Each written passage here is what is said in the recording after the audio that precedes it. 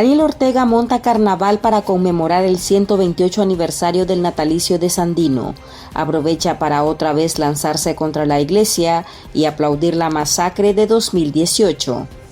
Piden llevar a la Corte IDH el caso de la estudiante brasileña asesinada en 2018 por un paramilitar de Ortega. Y excarcelado político Lázaro Rivas se reencuentra con su familia. Vuelve a abrazar a sus hijos y a su esposa en Estados Unidos. Bienvenidos al podcast ahora de Artículo 66. Les saluda Marlin Balmaceda. Y es Lisbia Chica. Noel Pérez Miranda da inicio con las principales noticias de este viernes, 19 de mayo del 2023. Daniel Ortega, el dictador de Nicaragua, reapareció al filo de cumplirse un mes de no vérsele en público. Siguiendo su retórica y patinando en la historia, encabezó un acto en conmemoración por el 128 aniversario del natalicio de Augusto C. Sandino, un evento cargado de bailes, música y cantos. El caudillo sandinista usó su cadena nacional para atacar otra vez a la iglesia y el clero, y se mostró orgulloso por la masacre que dirigió en 2018 contra la ciudadanía nicaragüense. Los tranques fueron levantados por policías y paramilitares entre junio y julio de ese año, a punta de balas. Ortega lo vio como un triunfo y en lugar de minimizar el hecho, señaló: lo dijimos y lo hicimos. Porque como no los poníamos en orden,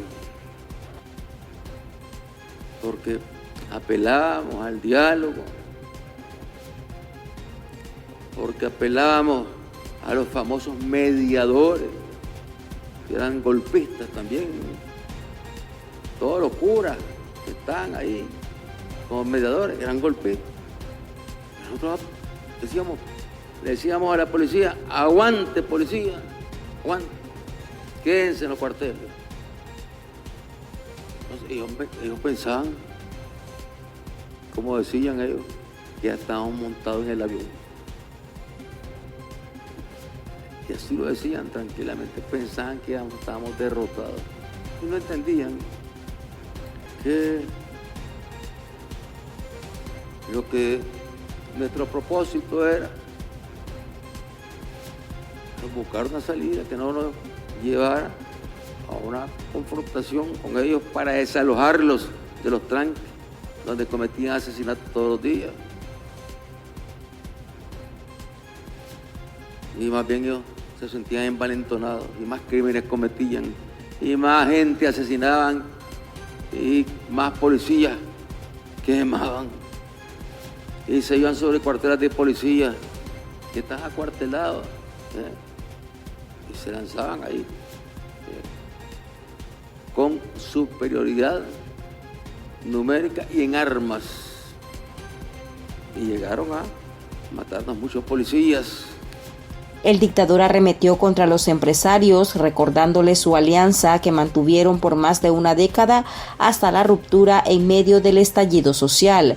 Ortega les preguntó: ¿cuándo estaban mejor, con los golpistas tranquistas o ahora?, echándoles en cara los beneficios que obtuvieron al estar en contubernio con su régimen. Opositores reaccionaron ante estas declaraciones, remarcando que la dictadura dirige un discurso para sus bases, en el que quiere mostrarse como el inquebrantable, aunque realmente está lleno de temor. Es el mismo discurso de siempre: manifestar el odio, el rencor contra las personas que lo adversan o que de alguna manera hemos denunciado las violaciones de derechos humanos que le ha venido haciendo, porque lo ha llevado, la misma ansia de dinero y poder lo ha llevado a cometer delitos de lesa humanidad. Pero él es el único responsable de todas las desgracias que han sucedido en nuestro país desde la década de los 80, con tanta sangre que le ha sacado al pueblo, tantas madres que quedaron sin sus hijos, tantos padres sin sus hijos, tantos hijos sin sus padres. Y hoy nuevamente se repite la historia en el 2018. La caída de la economía en Nicaragua y las violaciones de derechos humanos obviamente han sido responsables la pareja dictatorial. En estos momentos trata de seguir diciendo mentiras cuando él sabe perfectamente que el mundo entero sabe que ha cometido delitos de lesa humanidad, porque disparó a sangre fría a un pueblo desarmado, que lo único que pedíamos era el cese de la represión en contra de los jóvenes que intentaba asesinar, el cese de la represión en contra de los campesinos, de los indígenas, de los afrodescendientes, que hemos sido los pueblos más vulnerables, que hemos venido demandando el respeto a la propiedad privada, el respeto a los derechos humanos. Estos exabruptos de Daniel Ortega, cuando habla del 2018, nos revelan sus miedos. Su miedo a la protesta, a la organización, a voces disidentes, opinando y queriendo organizarse de cara a un cambio, ¿verdad?, en el país. Y además nos revela su necesidad de apaciguar ese miedo por medio de la violencia. Él lo hace como una justificación, pero es evidente que todavía mantiene ese miedo latente, porque vemos que hace unas semanas hubieron tantas capturas de personas de distintas índoles, ¿verdad? Nuevamente vimos algunos líderes comunales, otra gente que estaba más organizada en la iglesia, gente que simplemente ejerce su labor periodística. Entonces sus miedos siempre está ahí, de que el pueblo pueda manifestarse y que pueda opinar distinto. Además podemos decir que los 222 representan aquello que el país quería, ¿verdad? Que era una voz unificada en donde pensáramos de cara a un país en libertad, a un país en democracia, a un país con otros líderes al mando, ¿verdad? Y que no sea Daniel Ortega y Rosario Murillo. Y bien, estábamos en un proceso, ¿verdad?, de armar este objetivo más común y habían sus dificultades, pero estábamos claros de algo, que teníamos que estar unidos para poder lograrlo.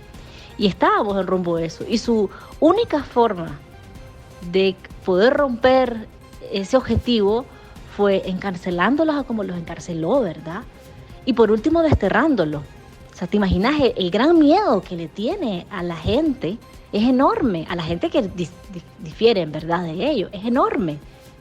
Ortega también usó ese espacio para culpar a los 222 excarcelados políticos, a quienes acusó de haber dirigido la represión de 2018 y aplaudió el destierro del que fueron víctimas y accionar de sus policías y parapolicías en el contexto de la crisis sociopolítica. Llegó un momento en que ya había un estado de opinión en la población que nos reclamaban: ¿a qué horas acaban con los tranques? Y fue ahí donde dijimos: ahora es el momento. Y fuimos. Y no hubo que librar grandes batallas. Simplemente la policía, acompañada de la policía voluntaria, desmantelaron rápidamente los famosos tanques. ¿Por qué? Porque ahí los que están detrás de esos tranques, los que promovían esos tranques, los que promovían los tanques eran vendepatrias. No tenían ningún arraigo por la patria. Y por otro lado se sentían que habían vencido porque los dejamos de estar ahí. Pensaban que habían vencido y solo estaban esperando, pues, que dejáramos el gobierno. ¿Y a quién le tocó? ¿A quién le tocó? Ya jugar ese mensaje, llevar ese mensaje a toda la conferencia episcopal, a todos llegaron a esa reunión, todos. La conferencia episcopal, los señores obispos, estaba también el señor cardenal, pero había unos que eran bien beligerantes, apurándolos porque ya no fuésemos. Y bueno, y nos presentaron aquel famoso documento firmado por todos ellos, donde nos decían que había que desmantelar el Estado. Una locura completa. una aberración. En mayo de 2018, la Conferencia Episcopal de Nicaragua, a través de sus obispos, fungió como mediador del diálogo entre delegados del régimen y la sociedad civil, pero los representantes de Ortega usaron esa iniciativa para ganar tiempo y continuar la represión. Desde ese año, los líderes de la Iglesia Católica son vistos como golpistas por la dictadura por exigir el cese de la violencia y el respeto a los derechos humanos. Dirigentes políticos asumen que el caudillo pretende atizar más su discurso de odio. El discurso de odio está siempre acompañado o precede a acciones represivas dirigidas contra, en este caso, contra la Iglesia Católica. Y como bien sabemos, pues ha mantenido de manera persistente en los últimos meses una persecución contra la Iglesia Católica, cuya máxima expresión es la prisión de Monseñor Rolando Álvarez. Ortega quiere aniquilar total y definitivamente cualquier espacio que tenga la mínima independencia. Y por eso ha arremetido contra las organizaciones no gubernamentales, por eso ha arremetido contra la Iglesia Católica.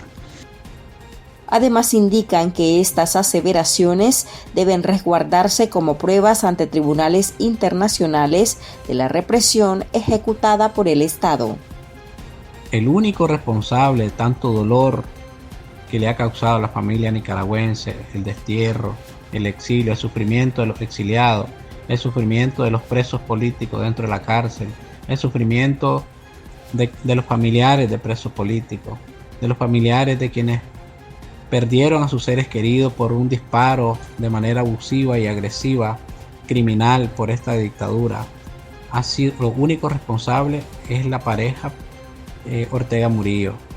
Por lo tanto, no podemos en estos momentos seguir luchando para defender los derechos de cada uno de los seres humanos. Seguimos luchando y comprometidos con el pueblo, comprometidos con las víctimas, comprometidos para que podamos alcanzar el cambio por el futuro de las nuevas generaciones que vienen creciendo. No es más de lo mismo lo que Ortega dijo ayer. Seguir manifestando el odio en contra de la comunidad internacional por el hecho de que se hayan pronunciado o estén al lado del pueblo, de este pueblo sufrido, al cual agradecemos muchísimo, tanto a la comunidad internacional como también a la iglesia que sigue siendo perseguida. Seguimos exigiendo la liberación de cada uno de los presos políticos y seguimos firmes junto al pueblo, luchando para que podamos alcanzar muy pronto la justicia. Y nos revela además con estas declaraciones que su miedo es tan grande que tuvo que utilizar el ejército. Yo creo también que es importante guardar estas declaraciones, porque son evidencias para cuando nosotros como ciudadanos y ciudadanas hagamos un caso en la Corte Interamericana de Derechos Humanos por crímenes de lesa humanidad. Es evidencia de la crueldad que utilizó, del odio que tiene y de cómo las Fuerzas Armadas fueron parte de esa violencia y de esas muertes que se ocasionaron. La violencia gubernamental dejó 355 asesinados, según la Comisión Interamericana de Derechos Humanos, CIDH. Ortega reiteró que son vendepatria todos los nicaragüenses que no están de acuerdo con su política dictatorial, señalándolos de locos porque querían que nos fuéramos. La noche del 23 de julio de 2018, en plena escalada represiva de paramilitares y policías contra los manifestantes azul y blanco, se difundía la noticia sobre el asesinato a balazos de la joven brasileña Raineia da Costa Lima Rocha. La estudiante de medicina regresaba a su casa, que se ubicaba cerca de las inmediaciones de Lomas de Montserrat en Managua, una zona vigilada porque en esa localidad reside el operador político y económico de la familia en el poder, Francisco Chico López. La presión internacional llevó al régimen a presentar como el autor del crimen a Pierson Adán Gutiérrez Solís, uno de los paramilitares que protegía la vivienda del testaferro de Ortega. Gutiérrez en ese momento se declaró culpable, lo condenaron a 15 años de cárcel, pero fue amnistiado y actualmente goza de libertad y trabaja para la dictadura. Ante esta simulación de juicio y condena, juristas de acción penal han pedido a la Comisión Interamericana de Derechos Humanos que eleve a la Corte Interamericana de Derechos Humanos el caso de la estudiante de medicina, quien ese día regresaba de prestar servicio en un hospital capitalino, Con ello, se exigirá al Estado de Nicaragua dar continuidad al caso para que el crimen no quede en la impunidad. Es muy importante que este caso sea elevado a la Corte IDH porque sería uno de los primeros casos en llegar a la Corte y que pueden dejar sentados precedentes para la justicia en nuestro país. Y las implicaciones que esto establecería que el Estado tiene responsabilidades y obligaciones que cumplir en el asesinato de esta joven brasileña Rainey Auriela da Costa Lima Rocha. Ahora, esto además de que aportaría a la justicia transicional porque dejarían sentados precedentes y la obligación de hacer justicia, eventualmente podría abrir las puertas a procesos de justicia universal en terceros países, potencialmente el país del que ella es originaria, Brasil. Acción Penal solicita que se decrete contra el régimen Ortega Murillo la violación al derecho a la integridad personal y que la ley de amnistía promulgada por Ortega en 2019 se declare incompatible con la Convención Americana de Derechos Humanos. Abogados nicaragüenses valoran esta iniciativa como una oportunidad de lograr a largo plazo que se castigue al Estado o se le obligue a rendir cuentas sobre el caso. Resulta muy importante la jurisdicción, que se haga una aplicación de la jurisdicción internacional, sobre todo tomando en cuenta en primer lugar que la Corte Interamericana se ha pronunciado en distintos momentos sobre la incompatibilidad de las leyes de amnistía con el sistema de derechos humanos cuando se trata de leyes que tratan de borrar la violación de derechos humanos. Esta es una de las primeras cosas. El otro elemento que también creo que es importante es recordar que esa amnistía que se dictó en Nicaragua en el año 19 es realmente absurdo su planteamiento jurídico porque hace un uso indebido del término no repetición, o sea que jurídicamente es un adefesio. Y entonces pues es importante que eso quede registrado.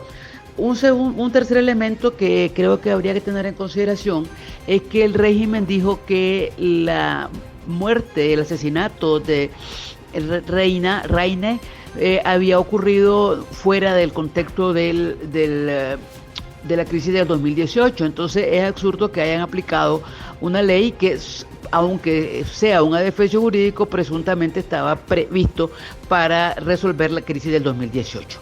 Entonces no tiene sentido. Nicaragua ha quedado en evidencia de que no se ha podido, digamos, acceder a la justicia, ¿verdad? Y hay una violación del artículo 8.1 de la Convención Americana de Derechos Humanos, que es el derecho al acceso a la justicia, por cuanto, bueno, el delito del cual fue víctima esta ciudadana brasileña continúa en total impunidad. Por lo tanto, digamos, al agotarse los recursos internos dentro del Estado, que además digamos, dada la cooptación y la no independencia del Poder Judicial, pues no es necesario agotar los recursos internos, por cuanto, bueno, sabemos cuál, digamos, es la situación de parcialidad del Poder Judicial en Nicaragua. Es más que pertinente y viable, pero además de viable, procedente, digamos, jurídicamente hablando, la incoación de una demanda ante la Corte Interamericana de Derechos Humanos, ¿verdad? Por la responsabilidad internacional que el Estado de Nicaragua ha adquirido en este caso. Y esto tiene, digamos, varias aristas también, porque tiene una connotación, desde luego, en un contexto de sistemática y generalizada violación a los derechos humanos que la misma Comisión Interamericana de Derechos Humanos ha dejado de manifiesto, ha documentado, y también la Corte Interamericana en su declaración de desacato al Estado de Nicaragua, pero también el grupo de expertos independientes de la Comisión Interamericana de Derechos Humanos. El escrito conclusivo presentado ante la Secretaría Ejecutiva de la CIDH, los abogados de Acción Penal piden que el expediente en el que se registra el asesinato de Rainey da Costa Lima Rocha y en el que se incluye como víctima a su mamá, María José da Costa, sea tramitado a la Corte Interamericana de Derechos Humanos para que esta instancia de justicia internacional conozca del proceso.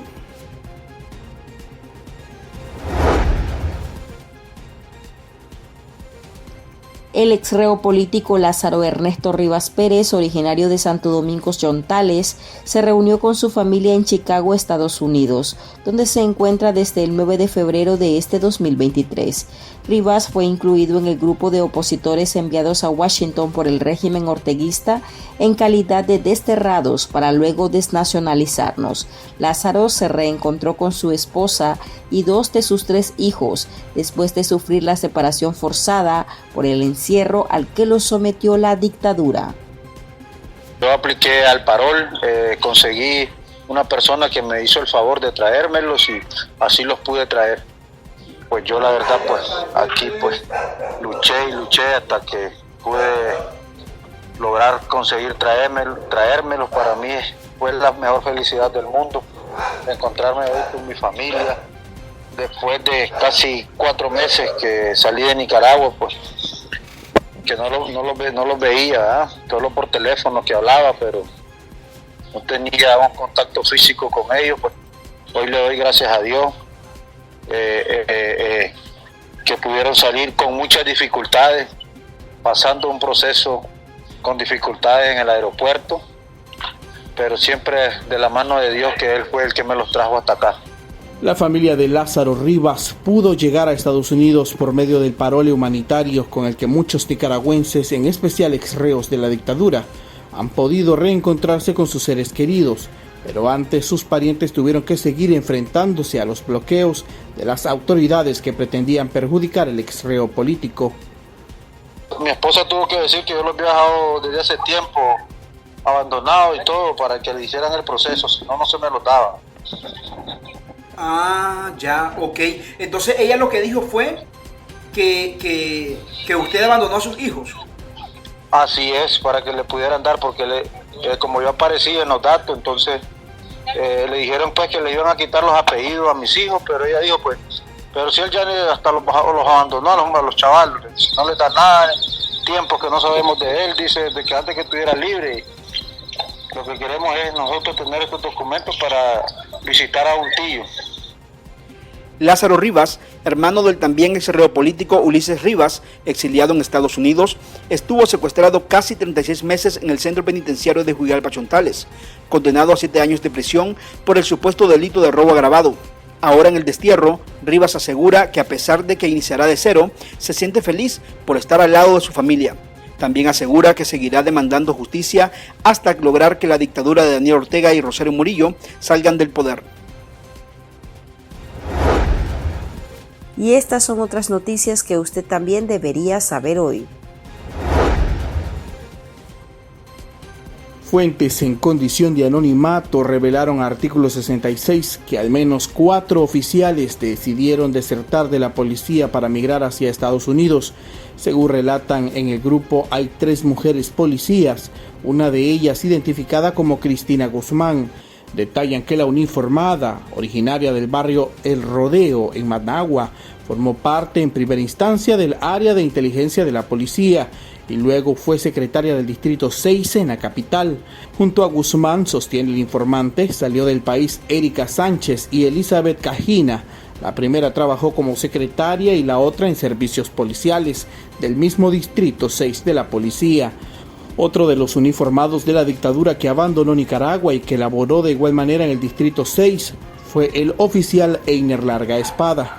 Aunque se desconocen los motivos de la deserción, estas acciones se dan en un contexto en que la dictadura de Nicaragua ha arremetido en contra de hasta los mismos policías.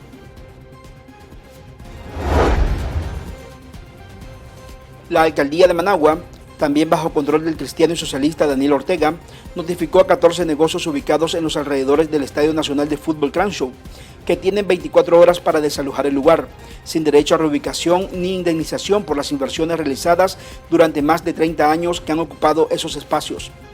La medida, que es calificada por una de las personas afectadas como arbitraria, injusta e inhumana, fue notificada primero de forma verbal el miércoles y la mañana siguiente les llegó la notificación por escrito, dándoles el plazo fatal de 24 horas, sin posibilidad de prórrogas, según expuso a Artículo 66 un denunciante. Agregó que es una arbitrariedad despojarlos de esa manera, porque todos tenían un contrato de arriendo con la municipalidad en los locales ubicados al costado sur del Ground Show e iban al día con el pago de sus impuestos. Entre los negocios a desalojar hay comedores, talleres, pulperías, lavacarros y otros.